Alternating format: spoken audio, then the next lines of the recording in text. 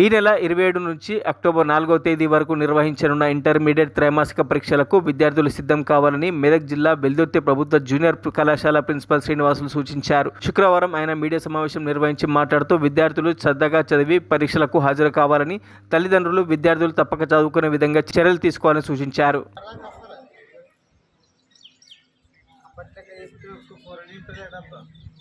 అందరికీ నమస్కారం అండి. ప్రభుత్వ జూనియర్ కళాశాల ప్రిన్సిపల్ని మాట్లాడుతున్నాను. ఈ క్వార్టర్లీ ఎగ్జామినేషన్స్ షెడ్యూల్ రిలీజ్ అయింది.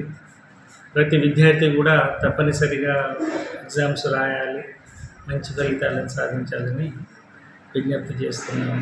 తల్లిదండ్రులకు కూడా ఈ క్వార్టర్లీ ఎగ్జామ్స్ అన్ని రోజులు మీ విద్యార్థులందరినీ కళాశాలలో పంపించాలని కోరుతున్నాను.